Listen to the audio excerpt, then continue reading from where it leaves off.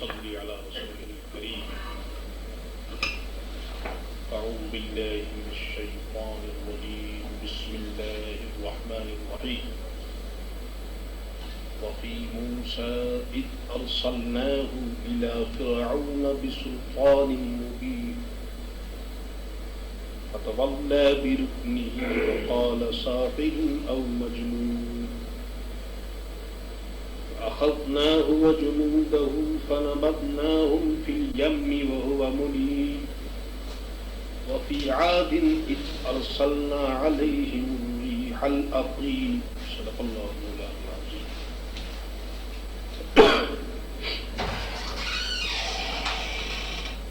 تفسیر قرآن سن کر آپ اندازہ کر رہے ہیں کہ قرآن مقدس ایک ایسا آئینہ ہے جس میں ہر آدمی اپنا چہرہ صاف اور اچھی طرح دیکھ سکتا ہے، اور صرف اپنا ہی چہرہ نہیں بلکہ اس زمین پر جتنی قومیں آباد ہوئی ان کا چہرہ مہرہ بھی اچھی طرح دکھائی دیتا ہے، اور ان قوموں نے کیا کام کیے، ان کی اچھائیاں برائیاں نہایت وضاحت کے ساتھ قرآن مقدس کے آئینے میں ہمارے سامنے آ جاتی ہے۔ مقصد یہ ہے کہ ایک ایسا ایٹلس ہے جس میں ملک اور قوم کے تمام واقعات اور حالات کو اچھی طرح پڑھا بھی جا سکتا ہے اور دیکھا بھی جا سکتا ہے۔ وفی موسیٰ اذ ارسلناہ الی فرعون بسلطان مبین، اور موسیٰ علیہ السلام کے واقعے میں بھی جب ہم نے اسے روشن سند لے کر فرعون کے پاس بھیجا، ایک ایسا سرٹیفکیٹ ہم نے لے کر بھیجا جس میں کسی قسم کا کوئی شبہ نہ تھا، یعنی ہم نے معجزات لے کر موسیٰ علیہ السلام کو فرعون کے پاس بھیجا۔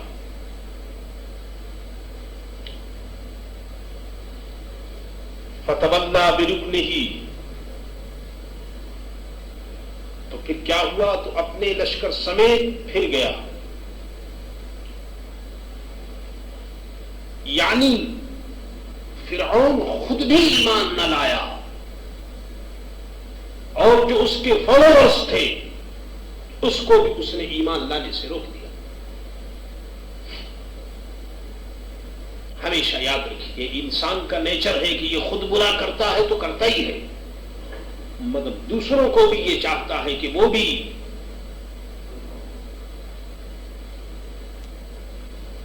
غار میں گرے اور وہ بھی جہنم کا مستحق بن جائے۔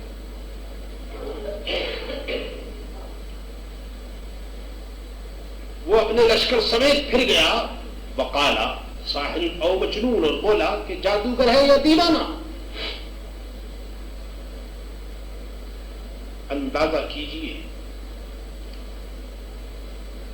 کہ یہ انسان کس قدر نادان اور کمزور ہے، اپنا جو ویک پوائنٹ ہے اس کو چھپانے کے لیے دوسرے کے اندر ویکنیس نکالتا ہے۔ فرعون کو یہ اندازہ ہو چکا تھا کہ موسیٰ علیہ السلام سے مقابلہ کرنا یہ ہمارے بس اور ہماری قوت کی بات نہیں، لیکن وہ ظالم اس قدر نادان تھا کہ اپنی اس برائی کو چھپانے کے لیے اس نے یہ کہنا شروع کر دیا کہ یہ تو معلوم ہوتا ہے کہ شاید یہ دیوانے ہیں، معاذ اللہ، یا جادوگر ہیں۔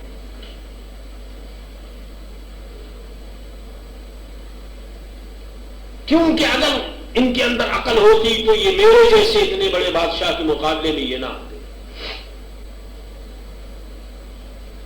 لیکن اس ظالم کو معلوم نہیں تھا، اور بے ایمان کو معلوم بھی کیا ہو سکتا ہے کہ طاقت جس کا نام ہے وہ صرف میٹیریل کا نام طاقت نہیں ہے. طاقت جس کو کہتے ہیں وہ تو خدا کی طرف سے ایک دین ہوتی ہے. اللہ تبارک و تعالیٰ جس کو طاقت اور قوت عطا فرمائے بس وہی طاقت ہوتی ہے. آج دنیا کی ترقیوں کو دیکھ کر ہم حیرت اور پھٹی پھٹی نگاہوں سے دیکھتے ہیں کہ دنیا نے اتنی ترقی کر لی ہے. لیکن میرے دوستو، جس زمانے کے واقعات قرآن مقدس میں بیان کیے جا رہے ہیں اس زمانے کی ترقی آج سے کوئی کم نہ تھی. آج اگر ہم 20 اور 25 اور 30 اور 40 اسٹوری بلڈنگ اگر ہم زمین پر بناتے ہیں تو اس زمانے کی ترقی کا کوئی اندازہ کر سکتا ہے کہ جو پہاڑوں کے اندر پیلس بناتے تھے. اندازہ کیجیے آج کی مشنری دور میں، جبکہ ہمارے پاس ہر قسم کی مشنریاں موجود ہیں، لیکن اس قسم کی مثال ہمارے سامنے بہت کم ہے کہ پہاڑوں کے اندر مکانات، پہاڑوں کے اندر قلعے، پیلس، پہاڑوں کے اندر فوج کے رہنے کے لیے جگہ. آج ہم زمین پر جو سڑکیں بنائی جاتی ہیں صاف اور شفاف اور ہوادار سڑکوں کو دیکھ کر ہم سمجھتے ہیں کہ یہ زمانے کی بہت بڑی ترقی ہے. لیکن آج سے چند سو سال پیشتر کی ترقی کا اندازہ کیجئے کہ مسلمانوں نے سڑکیں بنائی تو پانی کے نیچے سے سڑک نکالی، زمین کے اوپر سے نہیں بلکہ پانی کے نیچے سے سڑکیں نکالی اور ایک علاقے کو دوسرے علاقے سے ملا کر رکھ دیا. یہ سب کچھ مسلمانوں کی ترقی اور مسلمانوں کی ایمانی قوت کا ایک اندازہ ہمیں آج سے چند سو سال کرنے کو ملتا ہے. تو یہ فرعون کا زمانہ وہ تو بڑا ہی ترقی یافتہ زمانہ تھا، لیکن یاد رکھیے کہ اللہ کے بندوں کے پاس میٹیریل نہ ہو لیکن روحانی طاقت تو ہوتی ہے، اللہ کی دین ہوتی ہے. اس لیے اس نے ایسی باتیں کی فَأَخَذْنَاهُ وَجُنُودَهُ فَنَبَذْنَاهُمْ فِي الْيَمِّ، تو ہم نے اسے اور اس کے لشکر کو پکڑ کر کے دریا میں ڈالا. فِي الْيَمِّ وَهُوَ مُلِيمٌ.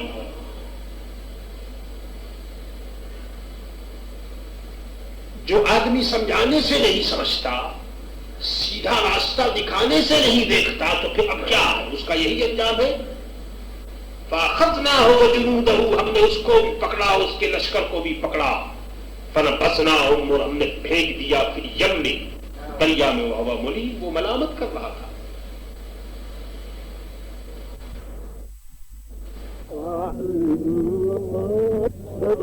آمنت برب موسیٰ وہارون. لیکن جب موت سامنے کھڑی ہو، روح نکل رہی ہے، تو ایسے وقت کا ایمان جو ہے وہ معتبر نہیں ہوتا. جب دیا رنج بتوں نے تو خدا یاد آیا.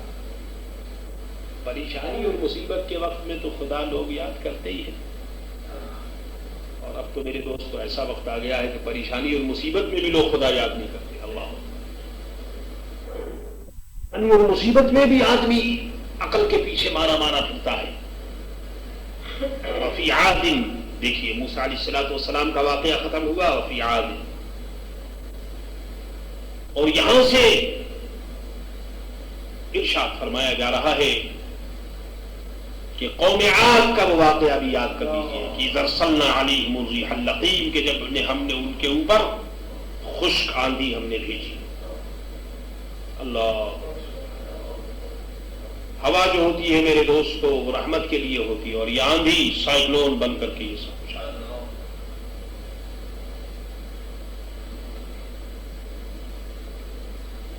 پھر کیا ہوا؟ ما تذر من شیء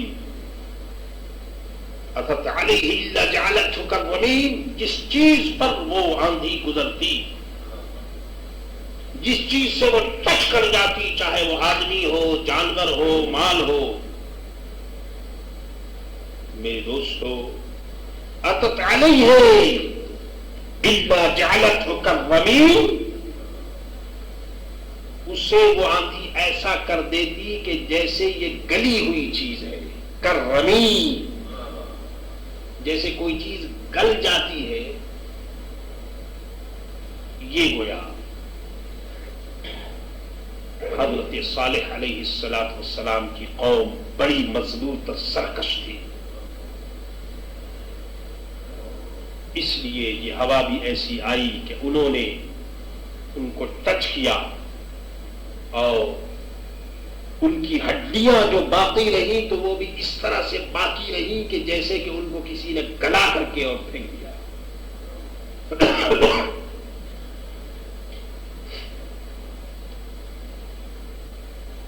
اے کاش یہ مسلمان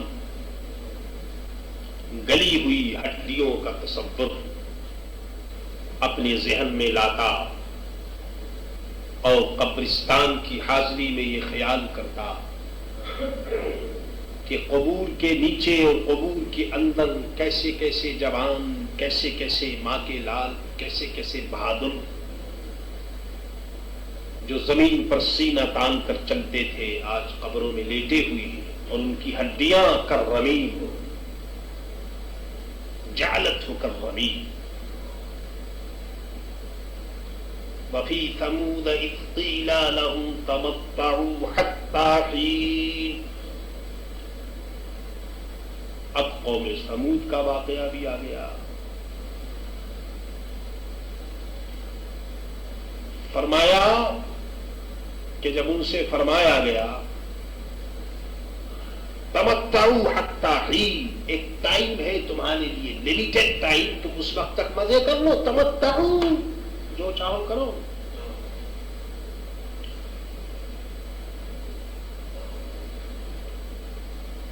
اونٹنی کے ذبح کے بعد صالح علیہ السلام نے انہیں خبر دی کہ اب تم تین دن جیو گے، بدھ جمعرات جمعہ، بس 3 دن تم جیو گے اور ہفتے کے روز تم سب کی سب ہلاک نہ ہو۔ فعتوا عن امر ربهم، تو انہوں نے اپنے رب کے حکم سے سرکشی کی، یعنی کہ جاننے کے بعد بھی کہ 3 دن میں ان کو مرنا ہے، 3 دن کے بعد پھر بھی وہ سرکشی پر آمادہ ہوئے۔ فأخذتهم الصاعقة، تو ان کی آنکھوں کے سامنے وهم ينظرون، کڑک نے انہیں آن کر پکڑ لیا، بجلی زور سے چمکی اور ایک چیخ نکلی، اور وہ حضرت جبریل علیہ السلام کی آواز تھی جن سے ان کے سینے پھٹ گئے، کڑا اور اس اپنے سب ختم۔ فما استطاعوا من قیام وما كانوا منتصرین، تو وہ نہ کھڑے ہو سکے اور نہ وہ بدلہ لے سکتے تھے۔ کیا بدلہ لے؟ خدا سے میرے دوست کو کون بدلہ لے سکتا ہے؟ آج مسلمانوں کا حال یہ ہے۔ اللہ اکبر۔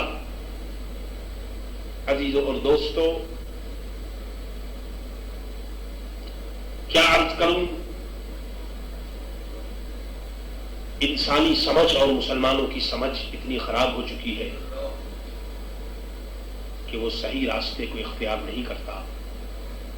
آج اگر موریشس کا مسلمان اللہ تعالیٰ اور اس کے رسول صلی اللہ تعالیٰ علیہ وسلم کی ہدایتوں کو سامنے رکھ کر کے عمل کرنا شروع کر دے تو اس زمین کو بھی بڑی آسانی سے جنت بنایا جا سکتا ہے۔ لیکن مشکل تو یہی ہے کہ اب انسانی مزاج اور انسانی ترقی اس بات پر آن کر رک گئی ہے کہ پیٹ کیسے بھرا جائے، پیسہ کیسے جمع کیا جائے، اس کے لیے اور اس کے سامنے نہ اب دین کا سوال باقی رہا، نہ ایمان کا سوال باقی رہا، نہ قوم کا سوال باقی رہا، نہ تہذیب و تمدن کا سوال باقی رہا، سب ختم۔ اور یہ سب کچھ کھیل اس لیے کھیلا جا رہا ہے کہ ہم آگے ترقی کریں، لیکن میرے دوستوں ایسی ترقی نہ دنیا نے کبھی کی ہے اور نہ آئندہ کر سکتی ہے۔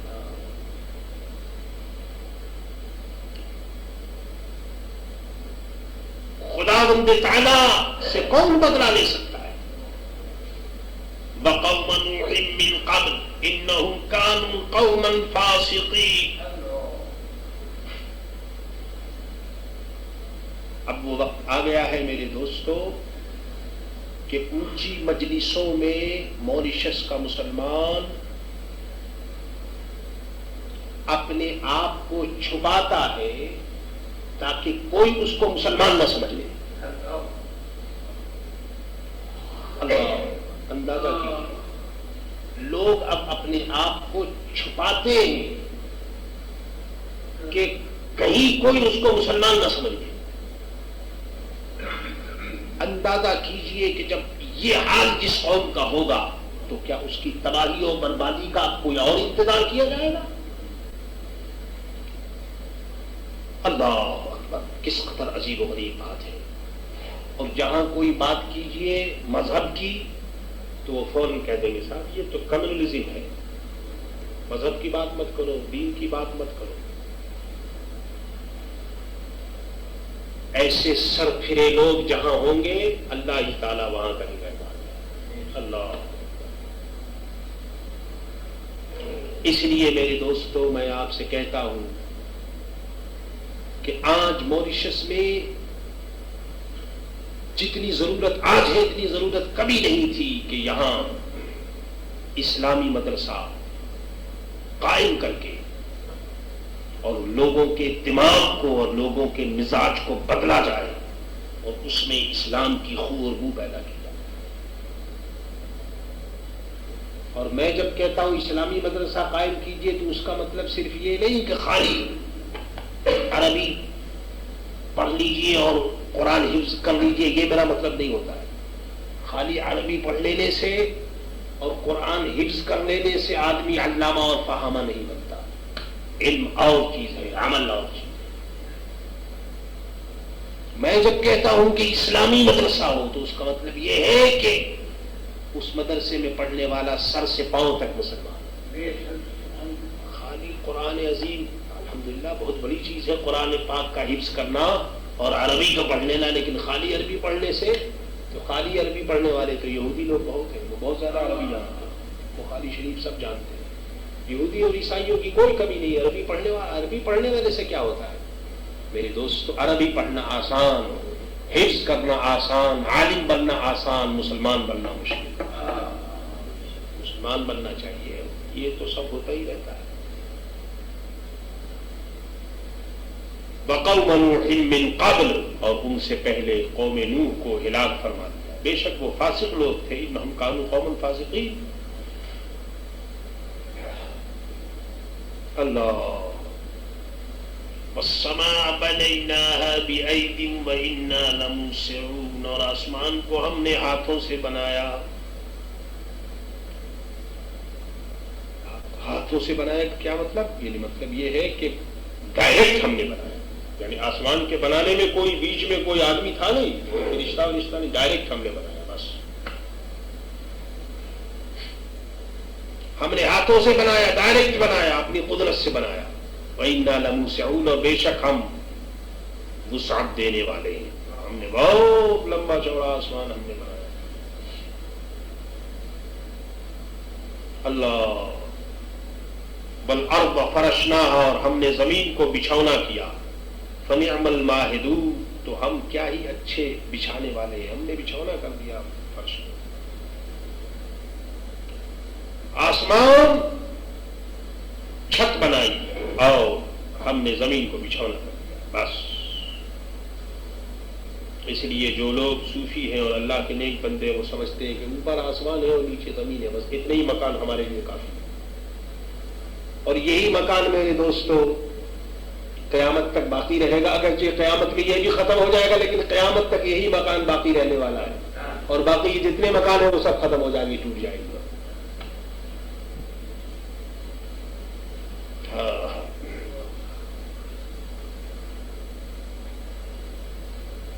اس لیے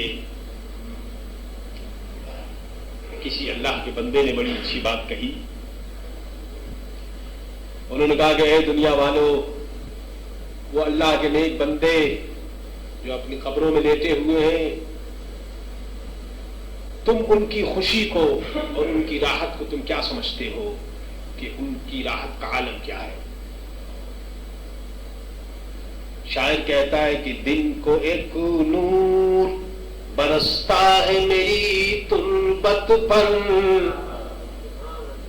کھلے میدان میں کوئی مست قلندر لیٹا ہوا ہے، نہ اسے کسی سائبان کی ضرورت ہے نہ کسی گنبد کی ضرورت ہے، کچھ بھی نہیں، دن کو ایک نور برستا ہے میری تربت پر، خدا کا نور اوپر سے آسمان سے برس رہا ہے، دن کو ایک نور برستا ہے میری تربت پر، رات کو چادر مہتاب تنی ہوتی ہے، اور جب رات آتی ہے تو یہ جو چاند ہے تو چاندنی کی چادر، رات چاندنی ہو جاتی ہے تو وہ کہتا ہے یہ چاندنی کی چادر جو ہے یہ میرے اوپر اس کا سایہ ہوتا ہے۔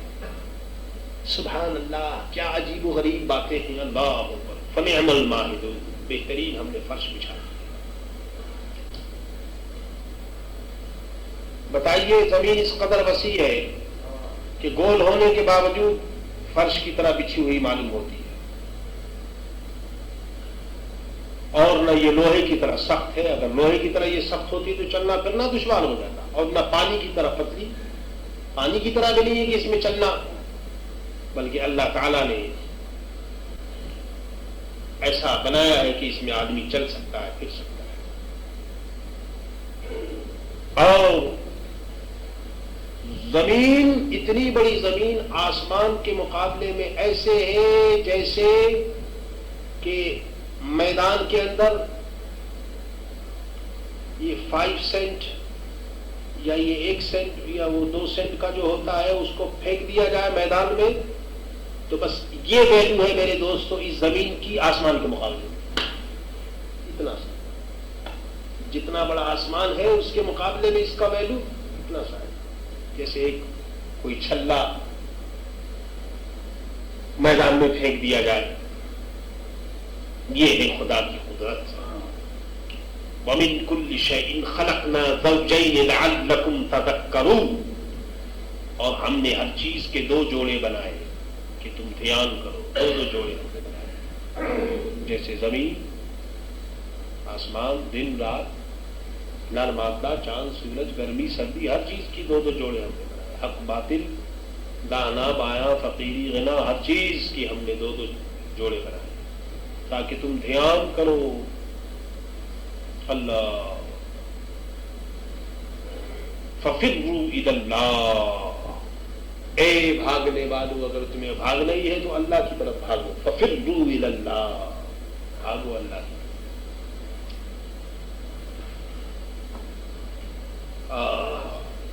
کیونکہ اللہ کی طرف تم بھاگو گے تو بس وہیں پر تمہیں سب کچھ ملے گا۔ انی لکم منہ نذیر مبین، بے شک میں اس کی طرف تمہارے لیے صاف صاف ڈر سنانے والا ہوں۔ میں اللہ کی بارگاہ سے حاضر آیا ہوں ڈر سنانے کے لیے۔ وَلَا تَجْعَلُوا مَعَ اللَّهِ إِلَٰهًا آخَرَ، اللہ کے ساتھ اور معبود نہ ٹھہراؤ۔ انی لکم منہ نذیر مبین، بے شک میں اس کی طرف سے تمہارے لیے صاف صاف ڈر سنانے والا آیا ہوں۔ اللہ، اندازہ کیجئے کہ سرکار دو عالم حضرت محمد رسول اللہ صلی اللہ تعالی علیہ وسلم کافروں کے لیے، بے دینوں کے لیے نذیر ہیں اور ہمارے لیے بشیر ہیں۔ وہ نذیر بھی ہے، وہ بشیر بھی ہے، وہ یاسین بھی ہے، وہ طٰہٰ بھی ہے، وہ مزمل بھی ہے، وہ مدثر بھی ہے۔ نہیں ان کے جلوے میں یک رہی، کہیں پھول ہے کہیں خار ہے۔ سرکار دو عالم کا جلوہ کسی کے لیے پھول ہے، کسی کے لیے کانٹا ہے۔ ایمانداروں کے لیے سرکار دو عالم صلی اللہ علیہ وسلم کی ذاتی گرامی پھول ہے۔ اللہ سے دعا کرو کہ اللہ تعالیٰ سرکار دو عالم کے دامن سے وابستہ رکھے، ایمان پر قائم رکھے۔ ربنا لا تزغ قلوبنا بعد إذ هديتنا وهب لنا من لدنك رحمة إنك أنت الوهاب۔ قال الله تبارك وتعالى في شان حبيبه إن الله وملائكته يصلون على النبي يا أيها الذين آمنوا صلوا عليه وسلموا تسليما